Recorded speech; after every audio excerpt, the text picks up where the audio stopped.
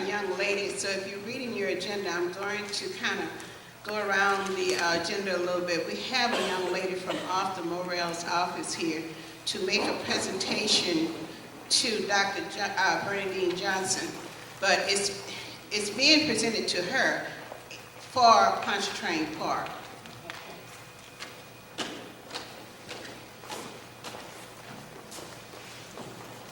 Good evening. State Representative Marc Morial sincerely regrets that he cannot be here tonight, but on his behalf, we have something for you, the Pontchartrain Park residents, that I will present to Dr. Johnson, and it is a certificate of excellence presented to the Pontchartrain Park residents from Marc Morial, State Representative, District 97. We are excellent, aren't we?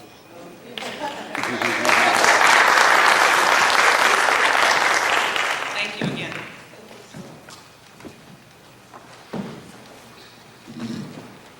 Well, I just want to recognize PRC staff, if you all would stand, and I want to recognize my steering committee, those that are here that work for PRC, Beverly and Mary, get on your feet, Kathy, and I want my steering committee members to stand up.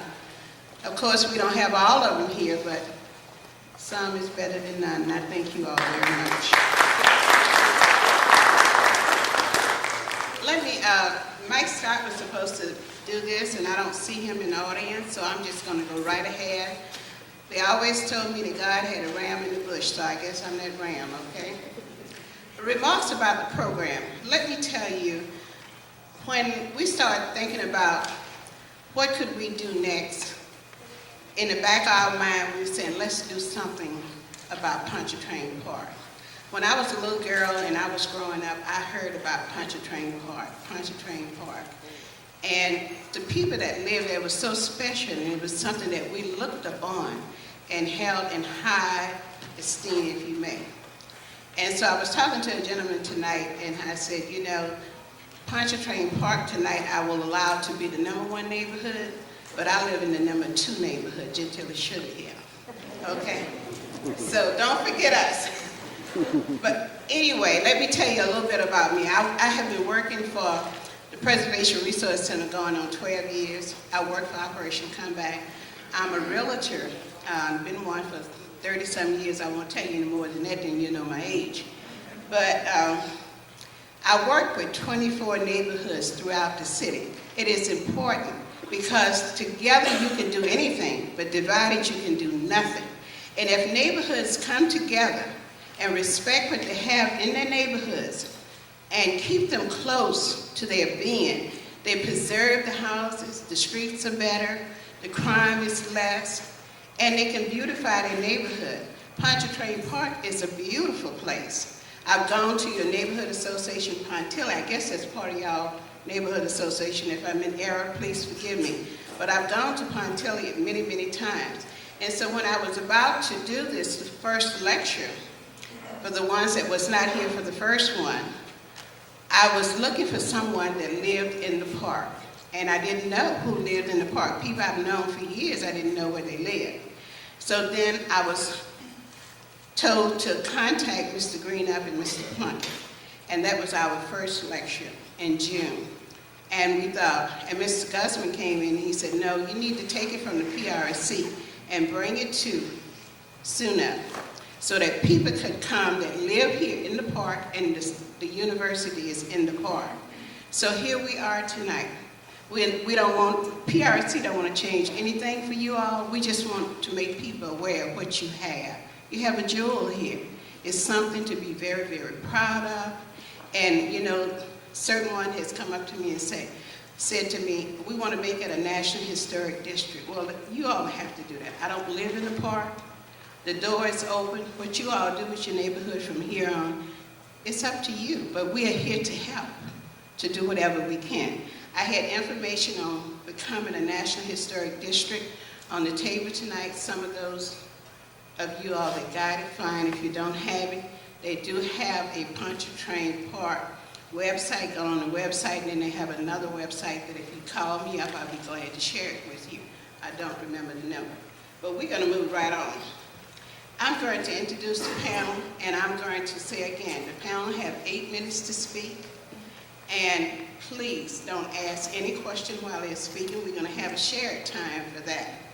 And afterwards, when everyone speaks, remember your questions. We're going to have mics somewhere, supposedly here. You got some? Got what now? A mic? Oh, His name is Mike. I know, but I need some mics out in the... oh yeah, no, just speak loud out in the audience, and I'll get you on my cameras. Okay. Okay. So the first speaker is Jacques Morial. And Jacques, of course, you know, is the son of a former mayor and the brother of a former mayor. And he's going to speak about the legal history of the park. And then next, we're going to have Mr. David Greenout, and he's going to talk about the early development of the park. And then we're going to talk, we'll hear from Mr. Hermit Plunkett, and he's going to speak a little bit about buying and living in Pontchartrain Park. And then last but not least, we'll hear from Tommy Merritt, and she's going to talk about the trials of the children, because I learned something from her yesterday that I had no inclination about. And then while I was out looking, I found someone at Office Depot that knew Mr. Hess, grandfather. And so we have one of those people in the audience also. So you see, this gathering tonight has brought about a lot of awareness, and I will ask him to come up and speak a little later on, but we're going to start the program with Jacques Morial.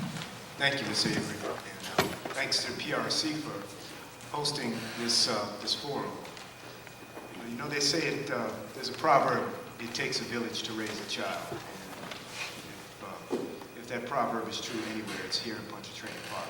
And it's so good to be here tonight to see so many people who helped raise me, so many people who kept me on the straight and narrow and helped create an environment for ambition and achievement. Ms. Avery asked me to talk a little bit about some of the legal history of Pontchartrain Park, and that is interesting, of course, to me and maybe to some, but I think the circumstances that surrounded and led to the creation and development of Pontchartrain Park are more interesting and probably shed more light on the forces that kind of came together and ultimately led to the development of Pontchartrain Park and all of us being here tonight.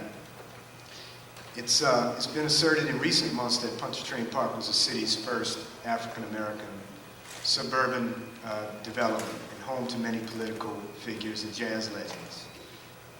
That sounded familiar to me, and it came to mind that the Tremaine neighborhood, in fact, was the city's first African-American suburban development.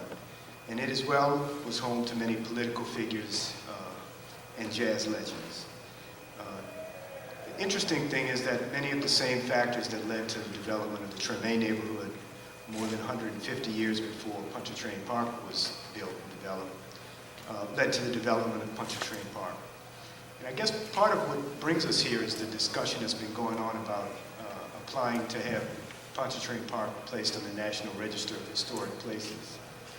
And I suppose too often we think about historic places in terms of the architecture, the built environment, old buildings. But what is much, much, much more important are the factors that led to the development of Pontchartrain Park and the dreams and aspirations that we all shared and lived out here, and the community that still exists today. Because once you lived in Pontchartrain Park, you're always part of Pontchartrain Park. But back to the legal circumstances and that led to the development of the park. You know, New Orleans, like most cities after World War II, faced a great influx of population and a very acute housing shortage. And that was one of the three primary factors that led to the development of Pontchartrain Park. But the leadership of this city, the leadership of the government at least, seized on the moment to try to redefine racial relationships and try to resuscitate the whole legal principle of separate but equal.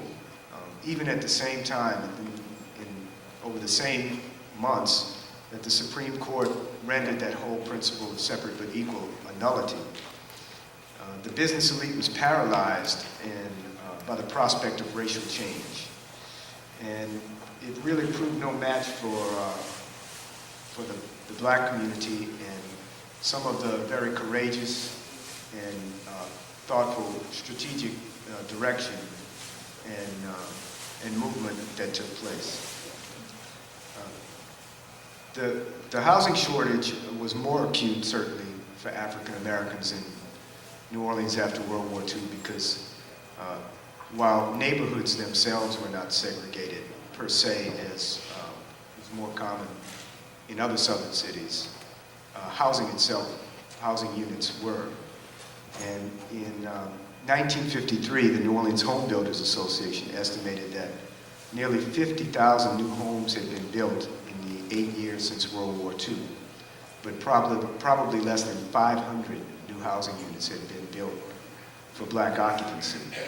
This at the same time that the city's population overall increased by more than 23%, and African American population increased by nearly 30% between 1944 and 1953. The other factor was the interest of what Mayor Morrison at the time called the gentry, to develop a neighborhood and to satisfy the demands for recreational facilities. And I suppose we shouldn't fool ourselves into believing or pursuing the fact that Mayor Morrison and his colleagues in the late 40s and very early 50s took these actions out of benevolence or enlightenment. I guess by comparison, compared to some of the forces that were at play, some of the more reactionary forces, you might say that Morrison was a moderate, or I guess history perhaps records him as a moderate.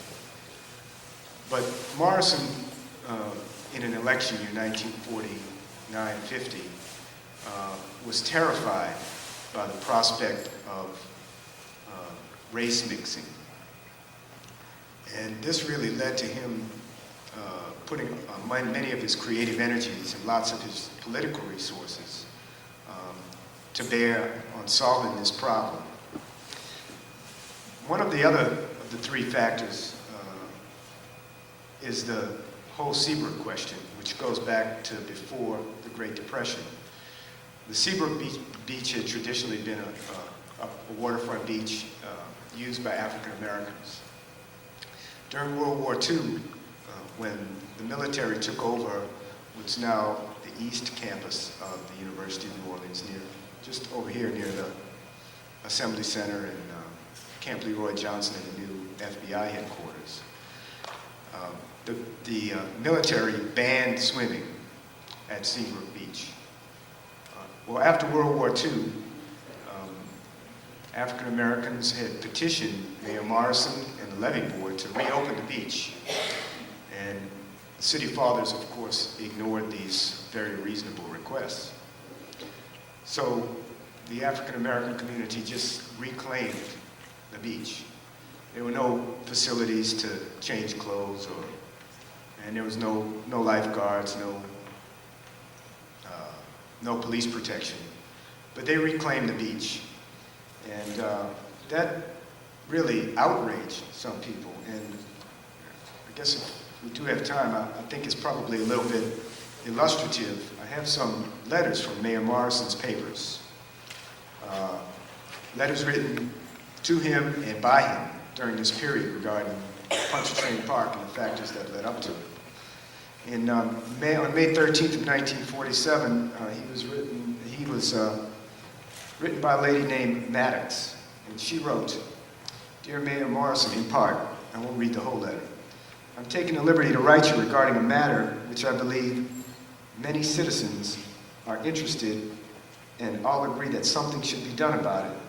That is allowing Negro bathers on our beautiful lakefront opposite the government reservations. It is the most horrible, disgraceful thing I have ever seen. Sunday afternoons, they look like a lot of naked savages out of darkest Africa, sprawled all over that part of the lake. and trash by the bushel everywhere. And she goes on and finishes her letter by saying, "Would you please do something about this, Mayor Morrison? During the war, they put up signs, no swimming beneath the signs, and chased the Negroes out. Please do this again." Mayor Morrison responded very politely, as was his fashion, and he says in part, "In the 8 miles of lakefront now developed, it would practically be impossible to have a policy of totally excluding people from this area, and any fair policy would have to permit some use." Well, there's another letter that unfortunately I don't have a copy of. Ms. Maddox wrote him back and told him in very unpolite terms to go to hell. All right.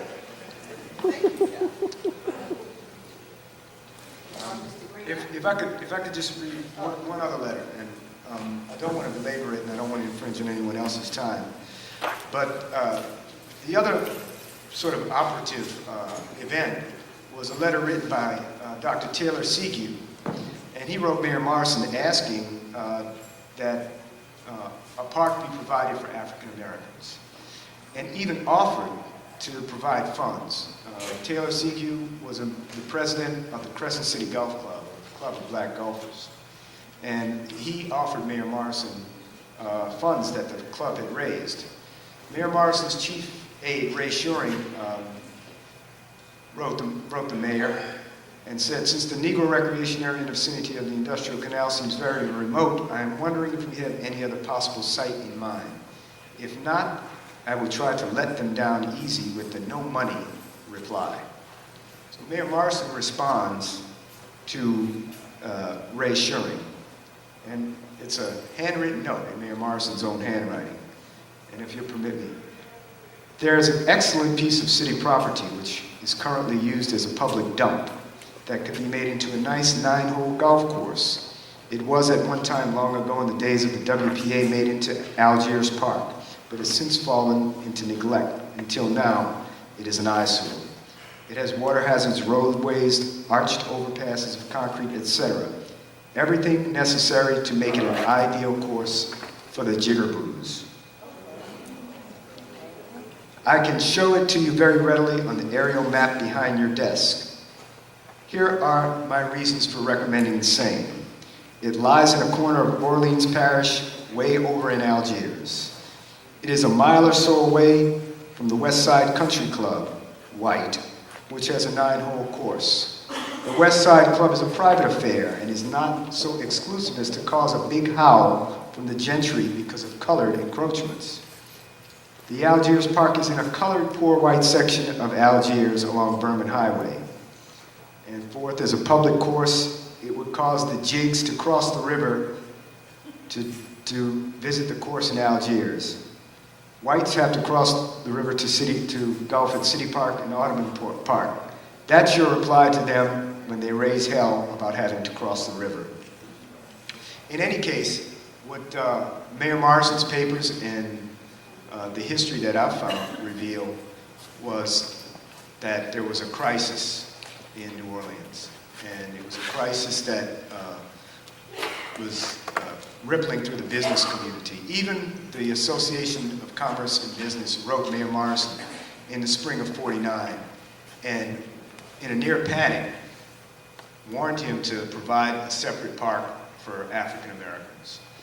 So Mayor Morrison, as I said, put all of his energies together and found a loophole in the Public Housing Act of 1949 in the section regarding slum clearance.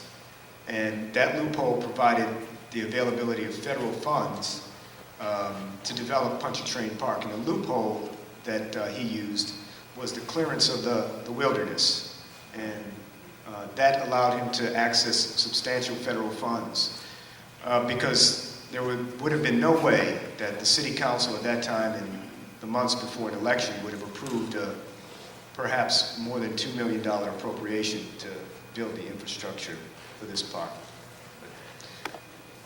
But I'll leave it there, and if anybody has any questions, it's a very rich and fascinating history, and I think it really reinforces what is mostly historic about Pontchartrain Park.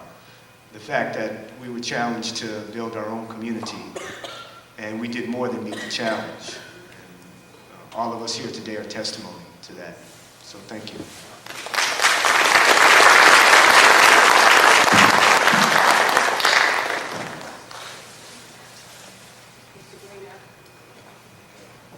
I'll let you know, Jacques, you took some of my time. Greetings, everyone. Use the mic. It's Avery, and Use the mic, please. okay, all right. Thanks. Everybody always told me I talk too loud, so I think I needed the mic. But at any rate, it's a pleasure to be here tonight to talk about the early development of Pontchartrain Park. Before I get into specifics, I just want to loosen you up a little bit about the golf course. You know, when the golf course was developed, we had two golfers out there trying to play golf, and they had two ladies playing ahead of them, and they were kind of slow. And so these golfers, I'm going to go up and ask them if we can go ahead of them and they can play behind us. So the golfers, he starts walking toward the two ladies, and he got halfway there, and he turned around, he came back. Miss Betty said, "What happened?" He said, "Well, one of those ladies is my wife, and the other is my mistress." He said, "You go tell her." So the other guy, he starts up, he's going to tell the ladies, ask them if they can play ahead of them. So he gets about halfway there, and he stopped, and he came back, and this buddy said, "Now what?" He said, "It's a small world."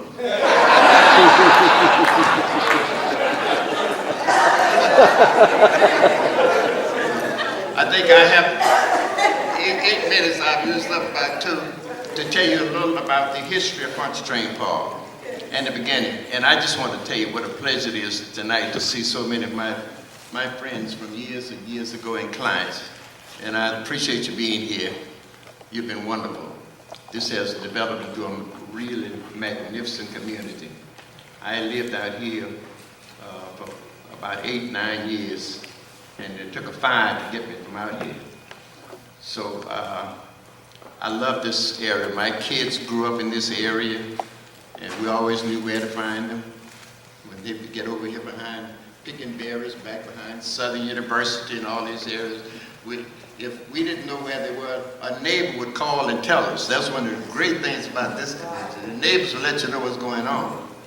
But to tell you a little bit about the history of Pontchartrain Park, of course, this development started, I think, in 1952. And in the beginning, the idea was originated, I came from about 5 or 6 people. Some of the major players were Edgar B. Stern Sr., Edgar B. Stern Jr., his son,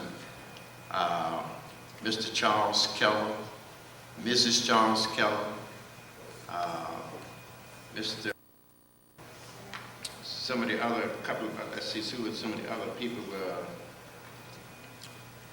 the Freeman family. Well, Mrs. Keller was the sister to the, Mr. Freeman, who was the head of the Coca-Cola company at that time. And the man that was the executive director at that time was Morgan G. Ernest, and I'm sure some of you probably know him or met him at the time. Unfortunately, he's deceased now, about a couple of years ago. When this subdivision started, it originated from an office on Canal Street, right where Carpet World is located today. And that was our first office.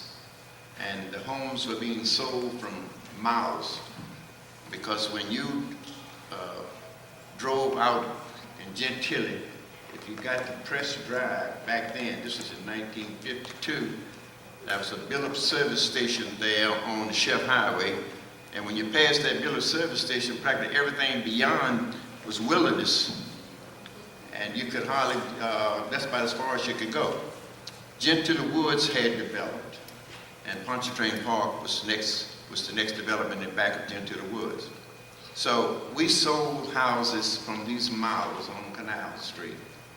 And at that time, The prices range started at $9,500. Don't you wish you could turn the clock back? Almost the maximum sales price at that time was, I guess maybe under $50,000. You could buy the top model. Now, on today's market, that $9,500 house would cost you about $80,000 to $90,000. Times have really changed.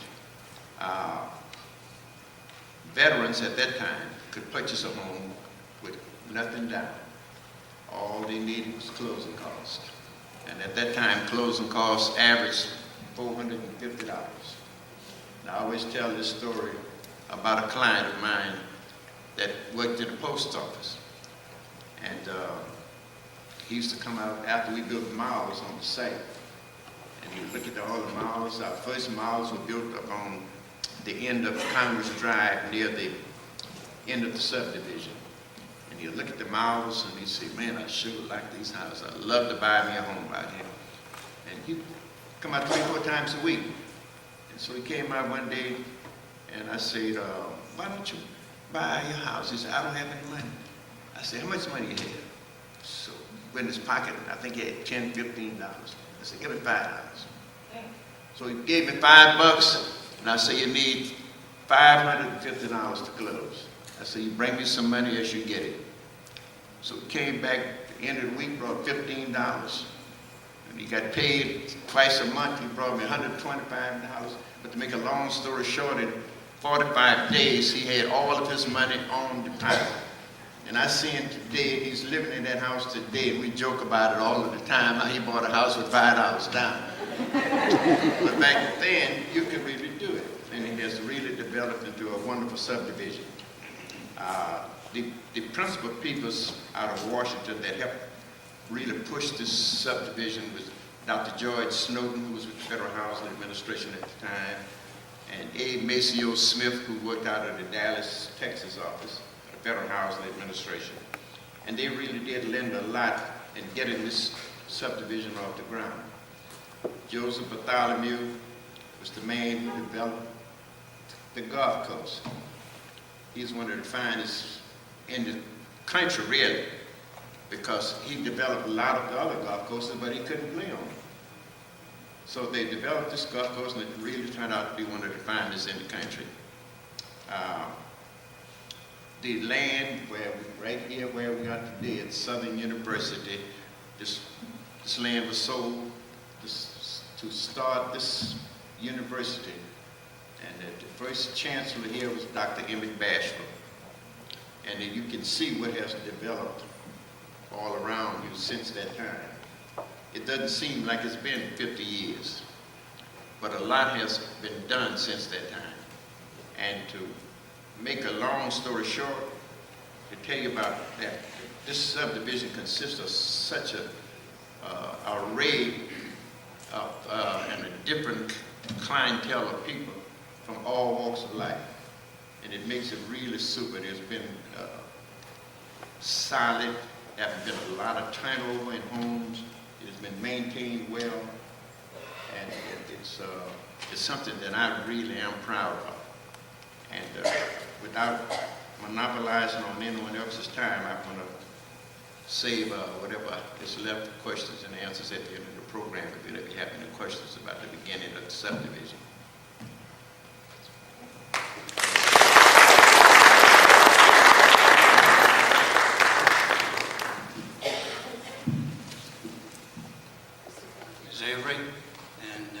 Fellow neighbors, I'm Herman Plunkett, and very proud to be a part of this community. I would like to indicate the beginning of my tenure here in Pontchartrain Park. I came to New Orleans in 1959 to assist in the opening of Southern University at New Orleans.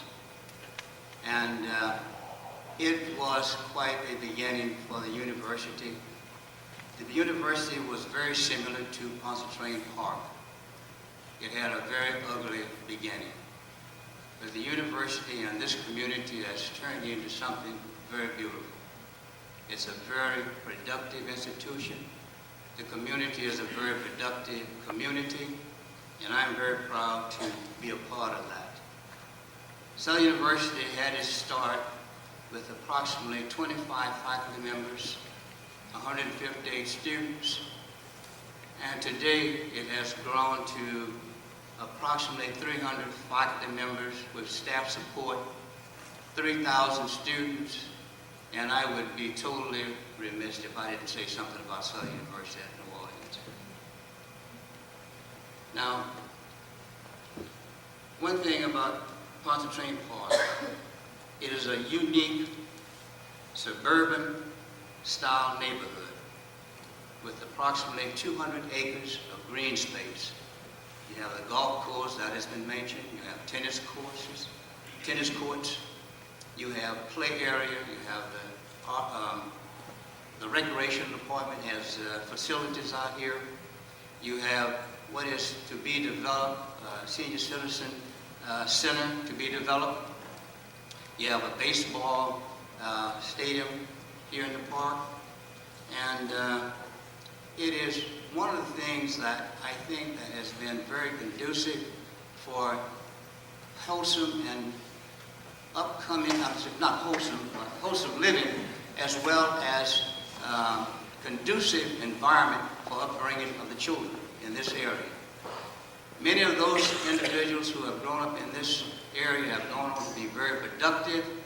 They are lawyers, they are doctors, they are businessmen and women, and I think that the area as it has developed or was developed was very conducive for family growth and development. Now, the major streets that run through Pontchartrain Park are Press Drive and Congress Drive. Now, one thing that happened back in 1974, that Press Drive stopped right at Robert E. Lee. But after '74, they opened Press Drive to Leon C. Simon, which gave you an entrance to the north of the development. So that was a plus. There are certain things that have occurred within the Pontchartrain Park area that have really made it a very unique community. It has been serving as a model for other communities. Communities that have developed since then around golf courses or places like Lakewood. You have Eastover, you have Plantation, you have other places across the lake that have been really set up because I think of Pontchartrain Park and the uniqueness that Pontchartrain has exhibited as a neighborhood surrounding a golf course, and many people are paying big bucks to be around a golf course these days. At one time, there were not enough, and still would not be enough golf courses to accommodate all the golf players. So I think that Pontchartrain Park and its facilities has served as a tremendous model for many communities. I don't think there's any community in the state or in the nation, so to speak, that is unique as Pontchartrain Park. And I believe that we are very fortunate to be a part of Pontchartrain Park at this time of our lives. So hopefully that it can maintain the stability that it has maintained over the years. Very seldom you see a for sale sign in this area. Now, in the mid-'70s, a lot of people moved out of the Gentilly area and moved to areas such as Kenilworth, Spring Lakes, and other areas east of the canal. And the set-aside property that was designated, for example, the Catholic Church was eventually sold, and homes were built on that area, or in that area. There's a Baptist church in the area, there's a Methodist church, and a Lutheran church in this area. Now, after the integration took place, a lot of the people who were not allowed to participate or serve at the Catholic Church were admitted to membership to St. Gabriel. And this property, as I indicated, that was sold, was designated for the Catholic Church. And tonight someone indicated that they were very instrumental in seeing that that property would be sold and a church not be built on it. For example, Mary D. Cargill was also opened up in the mid-50s to accommodate the young people in this community. So it is a very significant thing to note that the neighborhood was well provided with the necessary facilities to accommodate the residents of Pontchartrain Park. Today, the community still retains a certain charm rooted in family communities alike. The Pontilli Association, which was created in 1974, has gone on to be very active in the concerns of the community they represent. And as I indicated, the stability in the neighborhood is very good. I'm always concerned about the sale times, and I indicated that. And I usually check the real estate section that is published every Saturday to determine if property is being sold within the Pontchartrain Park area, which is not. The membership of the Pontilli Association should be commended for their active role in preserving the communities which they serve, that's Pontchartrain Park and Gentilly Woods. They have to be commended for that. They're doing a very good job. They have meetings once a month. They call in various representatives from the state level, from the city level, that they express concerns about these communities. And they hold these politicians, or whatever you want to term them, responsible and accountable for the needs that they may have within the community. And they have to be commended for their action as they meet and discuss the needs of the community. I will stop there, and if you have any questions you'd like to present to me, I'll try to answer.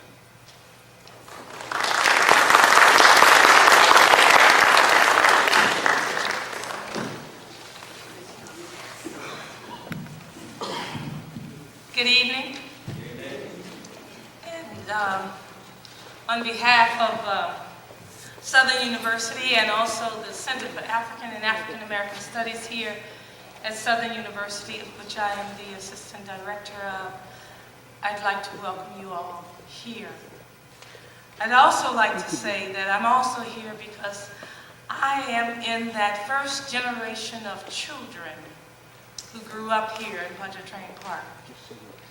And I was very, very fortunate because my mother, who some of you all may know as my aunt, but she was my mother because she had me since I was 1, so that makes her my mom, actually had her home here and brought us, me and my sister here, in 1958. And her name was Hilda Lincoln. And I have to tell you, we were of that generation, which I'm sure Jacques and Marc and a whole lot of other people here remember, where we were of a privileged few. Because our parents worked very hard to make sure that we lived in this gated community without gates. And it was a wonderful, wonderful thing because, see, I remember having the patent leather shoes and the can-can slips and I don't know what those little animals were that bit into the tail of the next one and it was all on your coat and stuff like that, and the poodle skirts and all of that. But all of the children in Pontchartrain Park knew all of the children. Eddie Jordan, and for those of you who are the children, and I see some of them, they came up to me and they said, "Are you Tommy Myrick?" And I'm saying, "Yes." "Well, I'm so-and-so." This is tonight, by the way. "I'm so-and-so." And I say, "Oh, okay, yeah, hey." Okay? And the real deal is, it's good to know that I haven't changed much, but the thing about the children, what a wonderful time we had. Running across the golf course, which we weren't supposed to do, at night, and falling into the lagoon, okay? and hoping that no one tells anyone about it, especially on Halloween. And then, of course, there were the twins, Jerome and Gerald and Raymond and Merlin and Valerie and David Slack, and I mean, you could just Leroy, and I mean, it's just that everybody knew everybody. And the interesting thing about it is that all our parents knew everybody. And so it was not about doing anything wrong, you hope. You know, I remember that we had long walks home because that little divider there was a ditch back there. Because see, I grew up right there on Mithra Street. So you know that ditch is right there. And it was much deeper then, or at least it seemed deeper. But that's where the color section began. And if your parents, for whatever the reasons may be, didn't pick you up from school, and by the way, we all had rides to school, even if we were carpooling, because there were no buses back then. Not in the elementary school times. I mean, the buses came like around when I was about in junior high, but not in elementary. So parents would like, okay, we're gonna ride with Mr. Duveneau today, we're gonna ride with Miss Bennett today, we're gonna do, and it was a wonderful neighborly thing that happened there and happened here in Pontchartrain Park. But if by chance you miss your ride, and you had to walk from the front to the back, you had to walk through that neighborhood. And you just were hoping and praying that none of the children in that neighborhood was out. Because there were the jeers and the sneers. And many of us, I don't know whether or not Jacques experienced it, but many of us never told our parents about this because we felt very privileged. So outside of having to deal with the little white kids who lived on that side of the ditch, and we lived back here, we had to deal with that. But then there was another entity. And that entity was when you went out into the community and you went to your schools and they said, where you live? And you say, I'm from the 9th Ward, okay? Because that was the only way you didn't get beat up, okay? Because the last thing you wanted to say was, I'm from Pontchartrain Park. Of course, all of us, we felt very privileged to live in the park when we were in the park. But when we got out of the park, it was, where are you from? I am from the 9th Ward, so don't mess with me, okay? The other thing was the bus ride. When the buses first came, of course they came sporadically. And there was never really a real schedule. You just had to try your luck at it. But this, let me tell you what was so wonderful. What was so wonderful is you would stand there and you would wait and you would wait. And then someone would pull up and say, "You going to the front?" And you say, "Yeah." And you know what's so interesting is I left New Orleans many years ago, and I was gone for 20 years, 22. And when I returned, I would see people standing at the bus.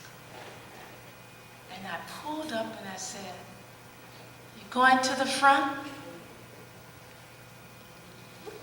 Okay. But there was one lady who never turned me down. Miss Green, over there, right off of Mithra, who always takes that bus right there on Mithra and Press. And I say, "Miss Green, you want to ride?" "Yeah, baby, they don't do that no more, you know that?" But still, and sometimes if you just crossed the street, then they knew that you wanted to ride to the front. You didn't even have to put your thumb out. And then if you missed your ride coming back home when you were walking from the front back here, anybody who was passing you would stop and say, "Want to ride?" And you get in. Wonderful, wonderful thing about the park. But you know, I'll tell you something else. I remember one thing, and then I'm going to close with this, because you know, some people call me a troublemaker. I just see myself as an activist for the cause of my people. But you know, when we grew up, our section of the lakefront was right here. You know what I'm talking about, right there, right here, rather. Right over the Seabrook Bridge, and that little area right there, right before you get to Elysian Fields. That was our section. And I have watched this over the years, and it's still our section. And I have no idea why those barriers are up. And I know that now they're doing some renovation along that lakefront area, but they weren't always doing renovation along that lakefront area. And I have never understood why those barriers are still up. I have never understood why we still can't ride along the lakefront without having to go all the way down to the other end and then ride all the way back into our community. We can't ride out, but we can ride in. And the interesting thing is that the walking paths that are along that lakefront area, now we don't have them. The walking path, you know what I'm talking about. And I'm also talking about the aspect of the fact that when it's time for rush hour, it's an interesting thing to me that those barriers disappear. And so it's a coming and a going from the white neighborhood through the black neighborhood, but still, we only have one way, and there's no way for us to come to ride back and forth. And I remember when Hilda started getting sick, and she used to like for me to take her for a ride on the lakefront, and every Saturday I would do that.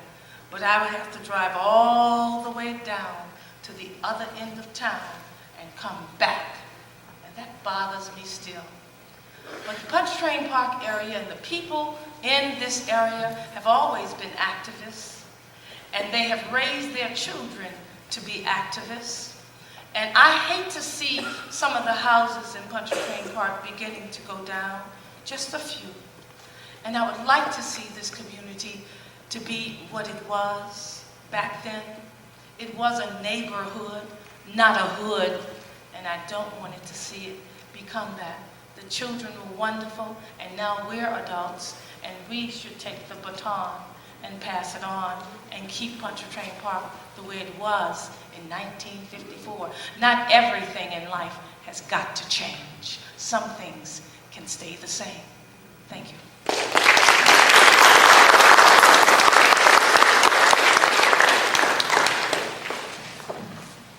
Oh my God, we've learned a lot, haven't we? Well, we still have some to go. And we're kind of running out of time, and we're going to have to speed it up a little bit. But I do have, I'm going to let a few comments from Philip Baptiste, and not long-winded, okay, Philip? I can say that and get away with it. I have that kind of personality. And then we will hear from Mr. Bill Hass. I'm saying it right? Okay. And then we'll open the floor for shared stories. I mean, all that I've learned tonight, and I've learned a lot. And I tell you, if Tommy would have talked one more minute, I'd have been over here crying. But we still need to go and share stories. I'm looking forward to that because it was so good before. So, Mr. Baptiste, short and sweet and to the point. I'll try to make it short. I came out here in 1958. David sold me my house. It was a house that blew up and nobody wanted to buy it. They thought it was a gas explosion, but the man committed suicide. It was for $18,000. David sold me for $15,000. I paid $5,000 down. I moved since then into what we talk about, the economic development of Pontchartrain Park. Many of us came out here as veterans and postal workers, and teachers, and social workers, and nobody knew the richness of this park. The doctors, the lawyers, the politicians, they all came out here and made a success of it. I started my career in insurance under economic development, as you call it, under Percy P. Crusoe, in the Claver building on 1851 Orleans Avenue. He left town, and me, Mr. Charlo, Mr. Green, who was the father-in-law of Councilman Jefferson and myself, and Carlton Peake, who we started an agency called Carver Insurance Agency. At that time, all the insurance you could buy was industrial insurance. You had such insurance companies as Standard Life, of which Morial's grandfather was the founder, Good Citizen, Venus Insurance, Majestic, Keystone, and Gertrude Geddes and Willis. When we got out here, in order to buy, you couldn't buy no homeowner's policy. You only could buy your fire and extended coverage, if you remember that. You were able to buy your insurance on your automobile because you had a driveway where you could park your car off the street. In the early years, we couldn't sell insurance to black people with Aetna. Marquette Casualty was the first company that gave us a chance to breed that. And so that's the economic development part that I'm talking about. We couldn't buy insurance for nobody at that time. How many of you remember Calhoun and Barnes? That's the only place black folk could buy insurance on their houses or their cars. Later with Lawrence Hughes and later on with Martin Leverton. Then Pico and I formed Carver Insurance Agency. We wrote some of the first life insurance policies, ordinary life at $10,000, through Fundamental Life Insurance Company owned by Nash Roberts. That was on St. Bernard where the Masonic Hall is. We moved from there to writing policies for Aetna and Travelers.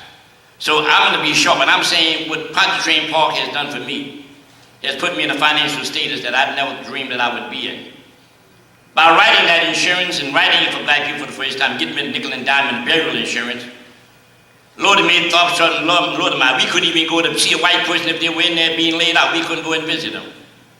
Now they're burying all of our black. Gertrude Geddes and Willis, Majestic, Rhodes. We're not getting the funeral. You getting them 2-cent funerals out there. There was an advertisement in the paper that said, full funeral, $1,900. And when you read the last sentence, said, casket not included. How you going to bury anybody without a casket? I'm the one who changed that, and now when you see that ad, you don't see that anymore. There are a lot of things that we need to see that we're proud of, young ladies and young men in this audience, or the old ones that remain. My son's in Atlanta, a $350,000 house on an acre and a half. He won't come back to my little house on Desire Drive. Mr. Plumkett's children, they moved away because the things of economic. But we stayed here, we made this the most historic park with it was. When the reporter called me, I talked to him for an hour and a half. I don't know how much information agreed, but I gave him, I heard about patent. How many of y'all know what patent leather shoes is? Describe patent leather shoes to me. No, indeed. In them days, you had leather on top and feet patting the ground. That was patent leather shoes. But getting back to what I'm saying, and you look at your head, Mr. Plunkett talk about Suno. Suno became a possible county in Edward Abel. Took this land and gave this land to Southern and gave the land on the other side to LSU. After that, keep the neighbor university wall. There's a whole lot of history here that people like myself can give to you anytime you get ready. But due to my limited time, I just want to know, this was an area for economic. Many of us right now were able to educate our children at Xavier and Dillon and other schools across the country because of our economic stability and a home that we could come to. Hot, cold water, living room, dining room, carpool. You can have your own picnic. Thank you very much.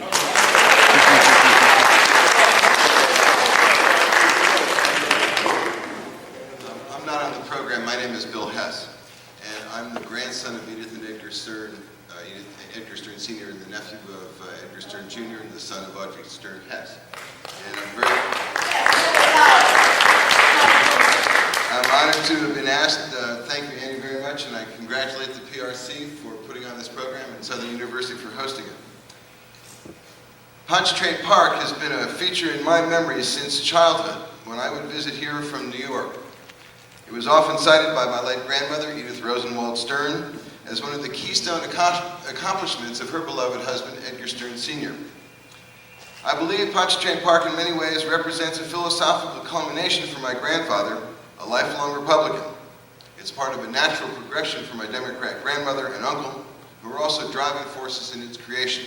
I think we've heard tonight of a number of stories of activism in the creation of Pontchartrain Park, and I want you to know that there were another group of activists working as well. My grandfather was an Orleanian by birth, as was his mother. His father, Morris, emigrated from Liverpool, England. My grandfather was of the old school in many ways.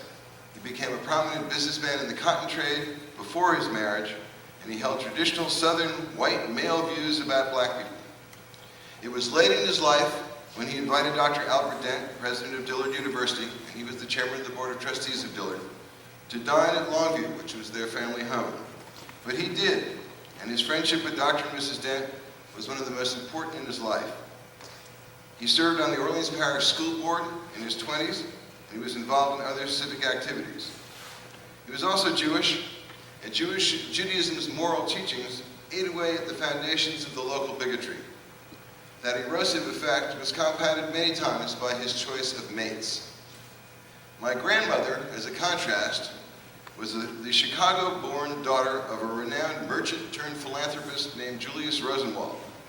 She grew up in a house where Booker T. Washington came to dinner, and whose family made annual visits to Tuskegee Institute. Her father founded the first hospital for African Americans in Chicago, and has recently been remembered in a number of publications and monographs for the nearly 6,000 schools he helped build throughout the South in the depths of the Depression of the last century. And I say help because it was a cooperative effort between the Rosenwalds, the community, and the city. There's a Rosenwald school still today in the Orleans Parish school system, a fact of which I'm enormously proud. There's also the Rosenwald Community Center on Earhart Boulevard, and the administration building at Dillard bears his name.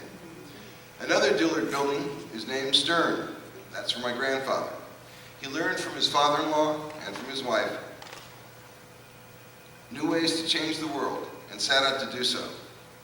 They accomplished a great deal in this community, my grandparents. They helped support the Symphony, the Flint Goodrich Hospital, Dillard, the Country Day School, Newcomb Nursery School, the New Orleans Museum of Art, the Voters Service to purge the voters' rolls, and Pontchartrain Park. Their son, Edgar Stern Jr., my uncle, who is also a key player in the story, brought television to New Orleans when he put WDSU on the air in 1948. In the biography of my grandmother, A Passion for Sharing, Gerda Weissman Clyde relates, and this is a quote of a quote, Mr. Stern was furious because his cook's house had burned down earlier and she had indicated that it was impossible to find a place to live. The author is quoting Rosa Keller, another fascinating personality in the history of coexistence in New Orleans. She's the daughter of a Rex who went another way. Gerda's narrative continues, he didn't believe that, so he put her in the car, summoned his chauffeur, and went along himself for a look. That evening at dinner, he told all about his frustrating experience and said that he said that she was absolutely right. There wasn't anything, nothing, and he was furious about that. And I said, Mr. Stern, I think we can work something out.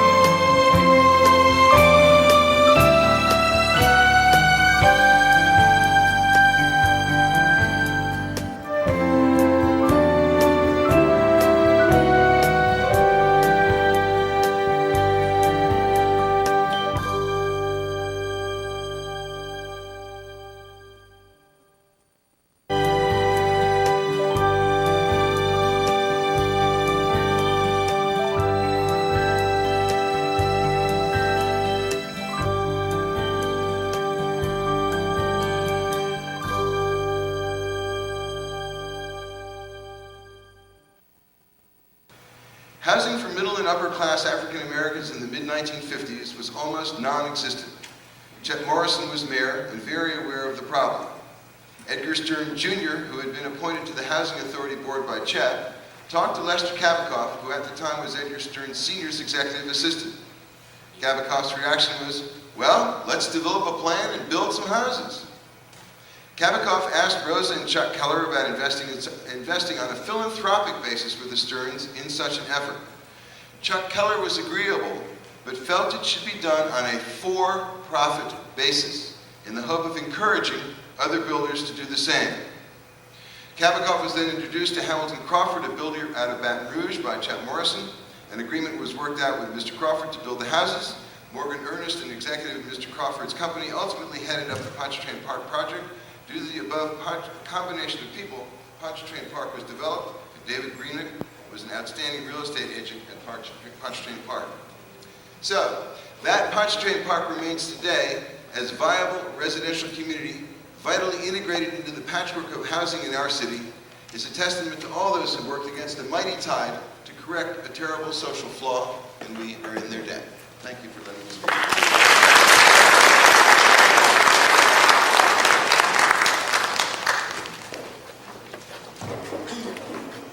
Now we're going to move into the part of shared stories, but I want everyone to look at this. Do you all have one of these in your packet? A red evaluation sheet? Please, I'm asking you, fill the evaluation sheet out and leave it when you leave, please. Because that's the only way I'm going to know whether you enjoyed the lecture, if you want more of them like this, whatever.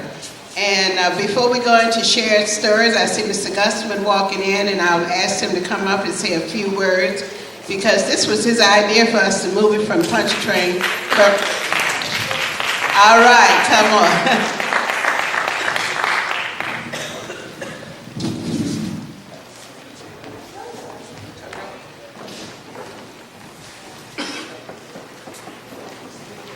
Tell you, talk about getting put on the spot. I just walked in and, sorry I'm late, I'm coming from the city council meeting and also from another meeting. We had one of our afternoon meetings, I'm calling them now, where we can try to make the city council more friendly to the public. But I want to thank the panel, I want to thank Annie Avery for putting this together. We have to preserve our culture and our history, and this is the way to do it. You know, we are only a product of where we've been. So look, I'm going to sit down and listen and let the panel go at it.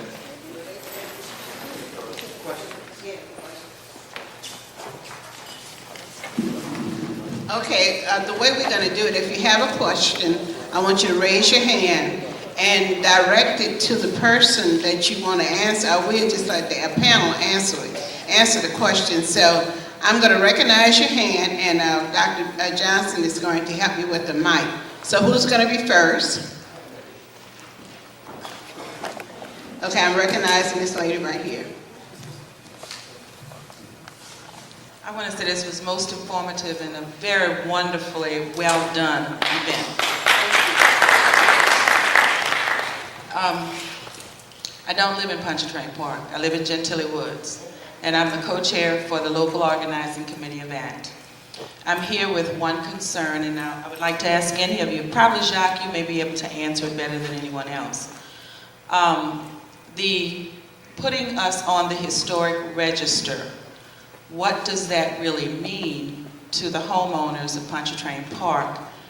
And are there any historic credits that could be gained to the homeowners in repairing their homes, or developers working on any projects out here?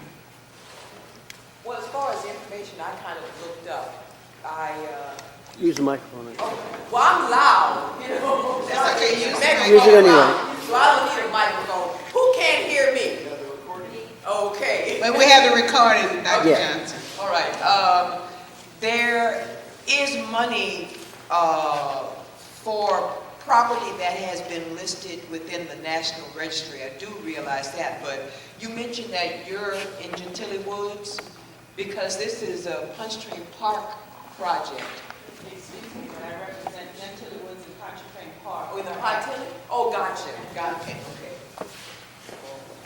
I just wanted to say that there are 3 different levels of what we call National Historic Registry. The first one that Ms. Trigg was talking about is being on the federal registry, the National Registry. And there are circumstances where, for different projects, you can get tax credits for investments that you make. There's also the state historic registry. And there's also, in addition to that, the city of New Orleans can designate some areas as historic districts. Pretty much, it's the federal government where you can get the federal tax credits for investing in property. And with the state, that's more of a ceremonial thing. And with the city, which that process has not been started yet. That process involves having a local committee set up to study it, made up of people that are members of the community, and if or when that happens, then you get into restrictions on changing the fronts of buildings, anything that can be viewed from the street. There's some restrictions on them, and then we had talked a little bit about how it is in the French Quarter, where it's very, very restrictive, but we wouldn't contemplate anything like that. But that's a ways off. I understand. Let me say one thing about that. I'm a builder. I build houses for the city, for the lower income, moderate income persons, for rental, and I pay all the utilities and everything else once it's occupied. What it means is we've gone to some areas to rebuild. And historic preservation says the house has to stay, or the motif of the neighborhood has to stay as it is. The one thing getting on that will keep us in single-family dwelling. So we don't have multi-family dwellings and apartments out here. When houses were sold on like the houses sold on Louisiana Avenue Parkway, when blacks started buying those houses, those were single-family houses. Now you're broken to 4 and 5 apartments. So the one thing with Miss Bennett would be that nobody would be able to come in here and build anything other than what's already here. Even some of the facial structure would have to remain the same. I had bought some property on the corner of Iberville and Prayer, adjacent to this historic black church. And I was going to build some houses and renovate, but these were what they call Creole cottages. I had to forfeit that because I couldn't build what they wanted me to build. Those rooms were 8 by 8 and 7 by 7. I had to have 9 by 12 rooms, but I couldn't tear what it was because the Historic Preservation Resource Center said that couldn't be done. So the biggest thing is we will keep Pontchartrain Park subdivision as a single-family subdivision. Next question, please. Oh. Yeah, I just wanted Okay. to add that what is historic most about Pontchartrain Park may not be the structures, the buildings themselves. While we want to preserve the character of this neighborhood, the single-family homes, and we would of course like to preserve the visual nature of it. But the thing that is most historic about Pontchartrain Park are not the buildings, the structures, or the homes. It's the lifestyle and the community that we've created here and the circumstances that led us to create it. And the purpose of the process that Councilmember Gusman described is to really arrive at a consensus in the community about that. And I think you and your organization would be essential to really guiding that discussion and reaching that consensus. Next question, please. Okay. The lady right here in the black. I understand. Right here. Right here.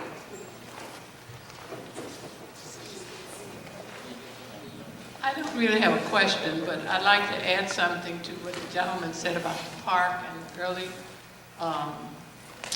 development of it and Jacques' history of it. I'd like to add Cotton School to that. Because when that school was built, it was a private school. It had one of the best principals in the city. The staff was the best. It had a lyceum program. It had art and music, and it's what we need today in our kids. And it played a great deal in the development of children in this community.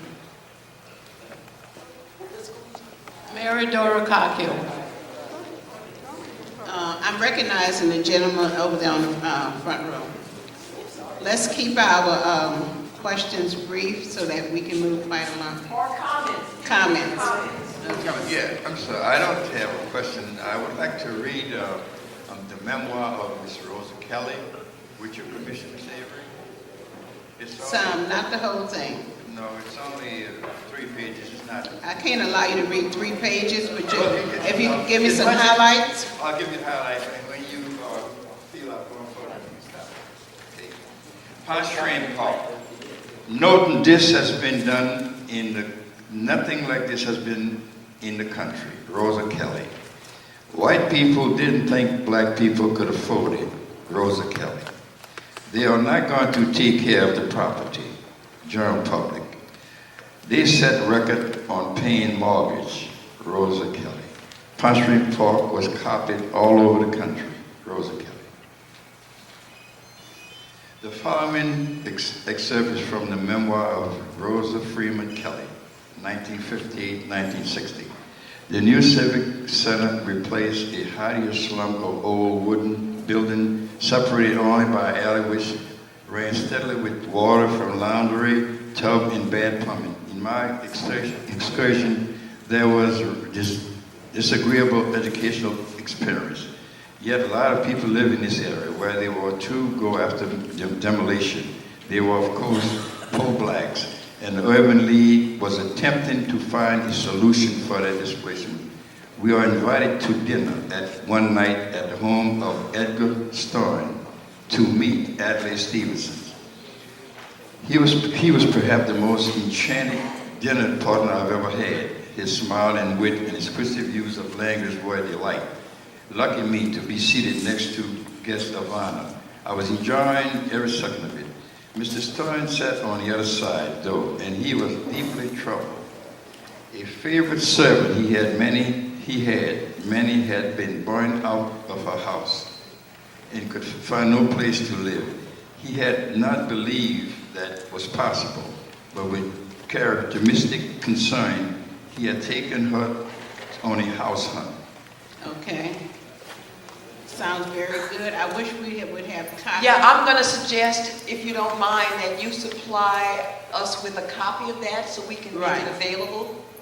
Is that possible? I have a sign-in sheet, so if you would like everyone to have a copy of that, I would be glad to make copies and mail them out to everyone. And if anyone else in the audience have some material, because the material that was given out tonight, I got a lot of that from the first lecture. So we'll move on, and you can supply Dr. Johnson with that, and then I'll mail it out. Okay, Mr. Bennett? I would like to add to what Jacques and Philip Grenoff said. They gave some very good information on how this all began.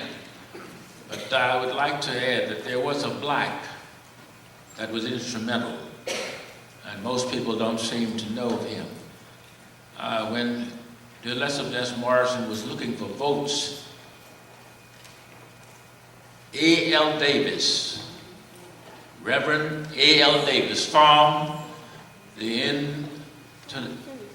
Interdenominational Ministerial Alliance with a number of pastors and told Morrison that he could get him the proper votes, in which case Morrison accepted that and did put some people into City Hall, and as a matter of fact, they caused me to get a job because he changed his superintendent of police, and I was able then to get on. But A.L. Davis and his ministerial alliance is very much prevalent there.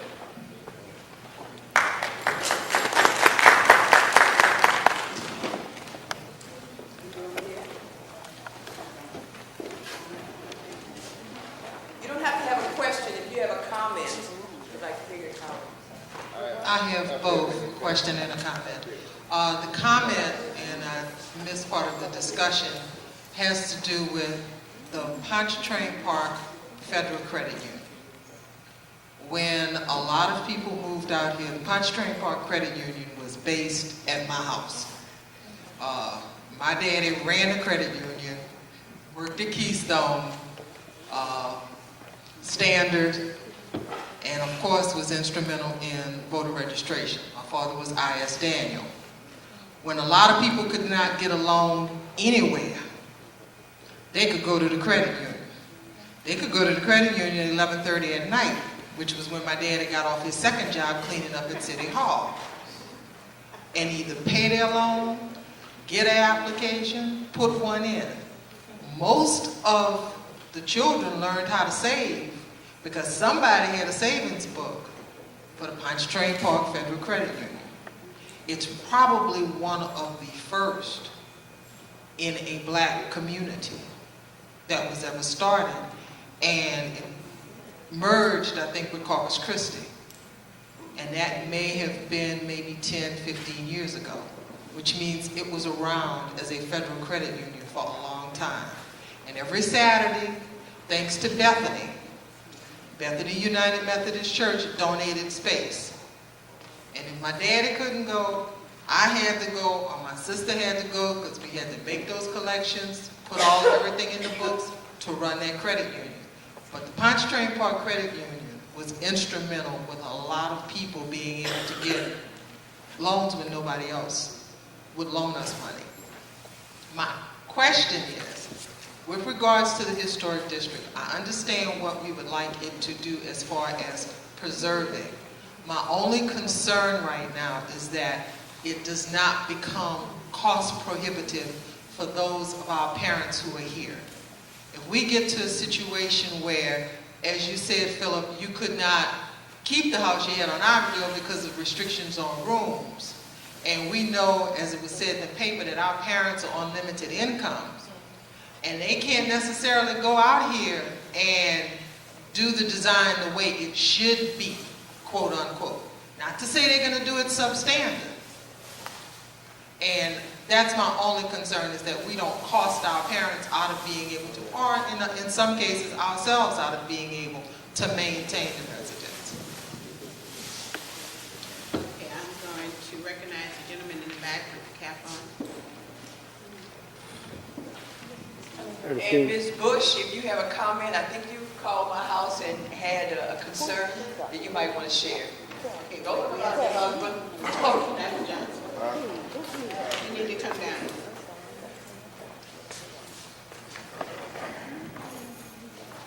Good evening. My name is Theodore Dubaclay, and I just came from the operating room. But I did want to address the panel. I'm a Pontchartrain Park product. And of course, the individuals that I see at the panel, is no surprise that they're up there, because they are pioneers for our community. I did want to say that there's one individual who's not here with us today, and I think that he added a bit of history to the Pontchartrain Park area. That person I'm speaking about is my father, Mr. Joseph Dubaclay. Mr. Dubaclay was the founder of what we finally know as the Pelican Patrol Service. He was instrumental, I guess, as a pioneer in developing a security service owned and operated by, of course, an African American. He patrolled the Pontchartrain Park area, keeping it safe when, at that time, it would take several hours for the constabulary at that time to come and investigate any situations out here in the predominantly black areas. More importantly, in connection with our wonderful Southern University of New Orleans, of which I'm a graduate 2 times of, he was the first security system or service at Southern University. So I guess we've been remiss not to have mentioned that, and we'll later get with the panel and find out ways where we can develop his story along with whatever else is going on. Excuse me, and thank you.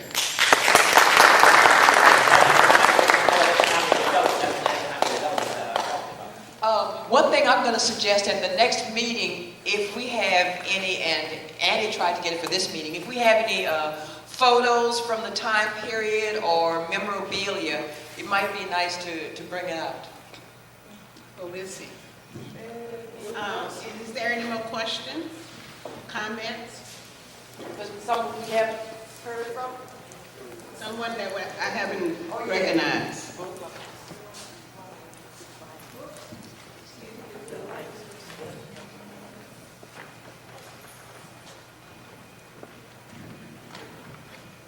I'm Viola Collins Bashful. I had experience at my father's house this week, and it has created another problem for me. I solved one, but I still have one left.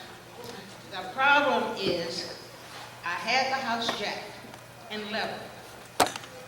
After that, they say I needed sand pumped under it. I have no idea where to turn to. So my my thought is if you can have a home repair director for the citizens of this area to give them some starting point. They don't have to use it, but it gives them something to go on. And I think it's needed. And maybe negotiate with certain companies for this area. Anybody know who she would contact? Let me address that, please. When our president got up and spoke earlier, Mrs. Bynum, she talked about Operation Comeback and she talked about Rebuilding Together. Now, Rebuilding Together is an organization that addresses the senior citizen and the handicapped people that own and live in their homes the first 2 weekends in October.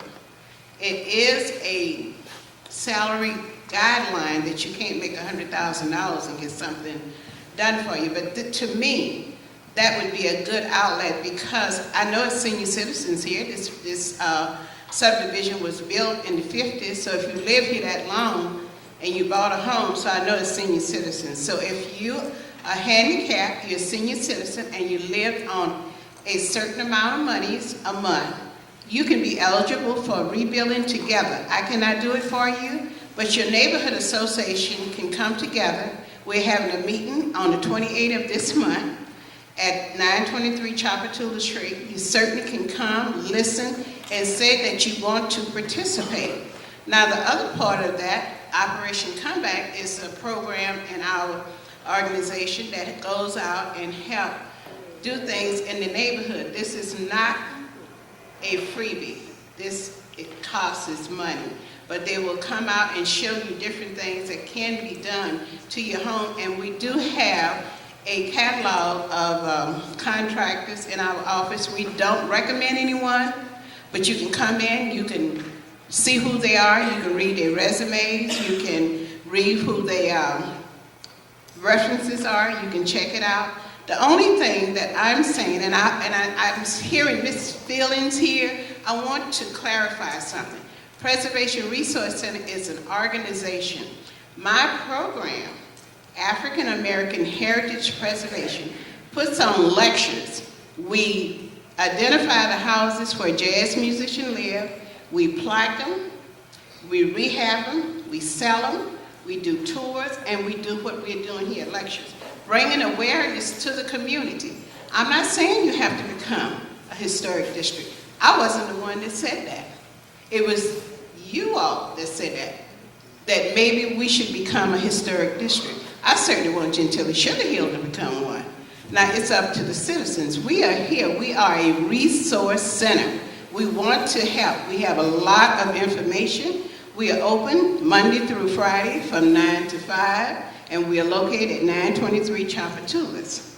Now, anything that we can do, we have information on all the things that you talked about, but you have a liable neighborhood association that you need to say to your association, do we want Rebuilding Together in our neighborhood? If you do, then you have to realize there must be volunteers and committed people that will carry that through. I have Rebuilding Together in my neighborhood, and we have been able to do things for senior citizens that they could not have afforded. Now, please allow me to share one instance with you. It was a lady that lives on Benefit Street, and she is in a wheelchair. I need to finish this. And it was a ramp that was built for her. And she called me up and she said, Miss Avery, I'm trapped in this house. I'm in a motorized wheelchair and I'm afraid to come down the ramp. Now, we are, as people, could not stand to see that happen. We went to Rebuilding Together. She was approved. She has a ramp now that she can come down. And Night Out Against Crime, she came to Night Out Against Crime. That's what I'm talking about, doing things for one another. I'm not saying you have to do anything. The only thing I wanted to do as Preservation Resource Center staff person and as the Director of African American Heritage, I wanted to tell people about the best kept secret in the city, Pontchartrain Park, a wonderful place to live, a wonderful neighborhood that people knew each other. I have opened the door. Whatever help you need, I'll do whatever I can. But it's your neighborhood. It's your history. I think my president wants to say something. Let me say one thing about that. The Division of Housing and Neighborhood Development in the mayor's office at 565-6441, because I've done programs. We put new roofing, remove lead-based paint in the paint houses. It comes out of a lottery system. That's done twice a year. So you can get a new roof, you can get your house painted and a lead-based paint removed by calling the Division of Housing and Neighborhood Development in the mayor's office and find out, or check Mr. Gusman's office, when those lotteries become available. Income doesn't make it, most of us are old out here, so that you qualify automatically by living on limited income. So that's another point. It is going on all year long. That number again?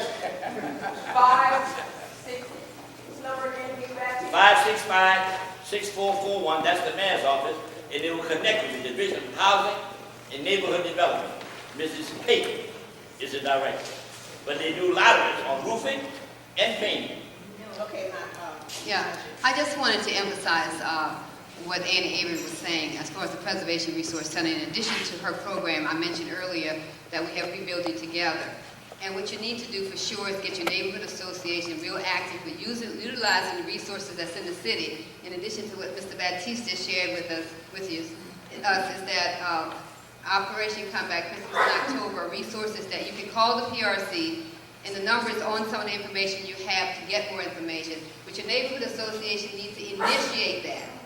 You need to, and then what we'll find out is what houses may need help. We help the low-income, elderly, and disabled in the community, but your neighborhood association has to initiate that. Getting pictures of the houses and information on the people we do interviews, and then we get businesses to support it, to finance it, Home Depot, and maybe some of the gentlemen here may have some resources to help in your neighborhood. So it's every October. We're in the process. We've already picked the houses for this October, but get involved now. Get involved with your neighborhood association to get the resources to help yourselves or your parents in this neighborhood. So an individual just can't contact you and ask about it. They've got to go through their neighborhood. Well, they can call the PRC to get information, but we will definitely ask if you have a neighborhood association. We work through the neighborhood associations predominantly to get houses selected. And then, of course, we need to get solicitation from businesses to help support that. Of course, we get volunteers. People come and help paint, help do repairs.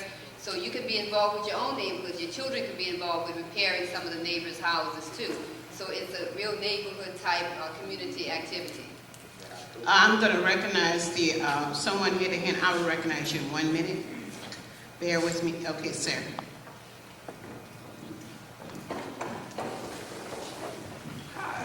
Hi, I'm Howard Rogers, and I'm the director of New Orleans Council on Aging. I have fond memories of Pontchartrain Park, although I grew up in Hollygrove. And I used to come out here, as they say, meet a lot of friends, because a lot of my friends grew out here.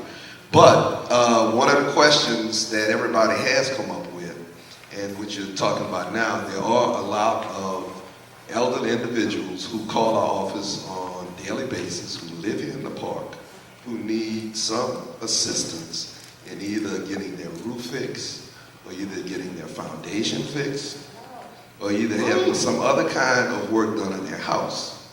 Unfortunately, because of the lottery system, and I know because of the city funds, there's not enough money to go around to help everybody. We've referred some folks, and I'm going to get with the young lady after this is over with, about the Preservation Resource Center, because I have lists of individuals throughout the city of people who are trying and need, who want to stay in their homes, not only here in Pontchartrain Park, but throughout the city. So thank you for putting this on. I'm glad I came tonight, because now I found some more help for some more people that we can help. I'm going to recognize one more person, maybe two, and that's it. One moment, please. One moment. This lady was next, and then you, John Pinette. No, it was the lady right here. And then we're going to end it because our time, we have really gone over our time. And let's make it kind of short.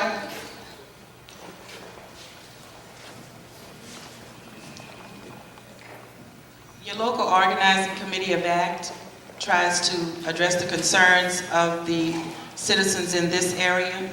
If you have a problem, come to the meetings. Our Councilman Marlon Guzman heads the task force, which Alberta Pate comes to those meetings.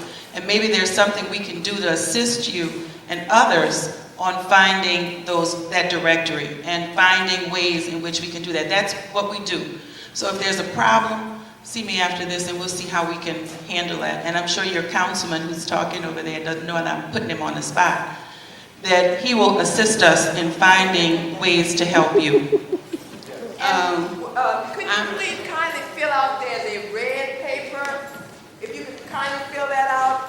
And if you would just give it to the ladies that's walking around in red, those are the committee members, please, we need those because we want to know what kind of programs you all want, how did you enjoy, what we did right, what we did wrong, so forth and so on. I certainly appreciate your comments.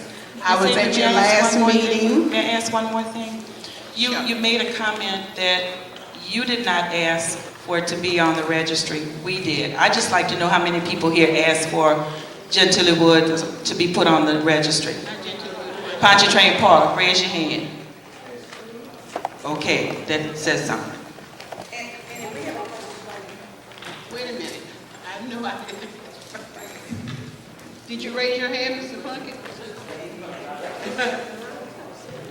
Okay, John Pagnap, short and sweet, okay? My name is John Patton, and I'm a community volunteer in the area in New Orleans. I just wanted to maybe direct this question to Marlon, Councilman Guzman. I'm a little concerned about the streets in the area. Somebody else had mentioned that a little bit earlier, the potholes, the conditions of the streets in Pontchartrain Park, and a couple of the playgrounds need some help. The one next to Dr. Adams, and I think the one right on the corner of Haynes and Congress. We need a little help with those playgrounds. And one other thing, Mr. Plunkett, that Pontchartrain Park sign, that wrought iron sign, that identification sign, I think it's complete. Can we have your attention, please? I think the sign is complete, but from what I understand, the guy who made the sign, who built the sign, it's a wrought iron Pontchartrain Park sign.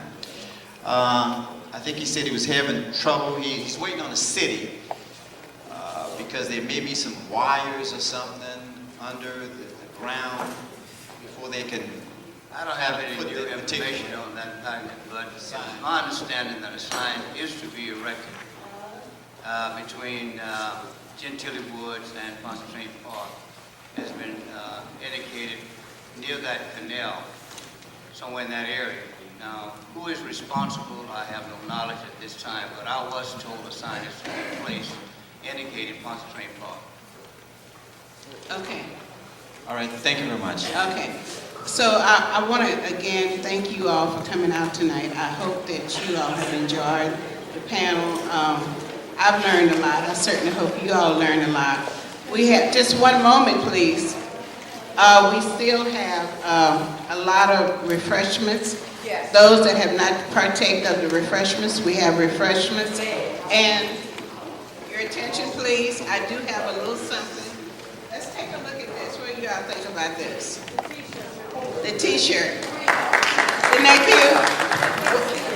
They can't see it. Well, a member that lives out here in Pontchartrain Park, she owns her company and she employed me. I'm sorry if I can't recognize you again. I'm sorry.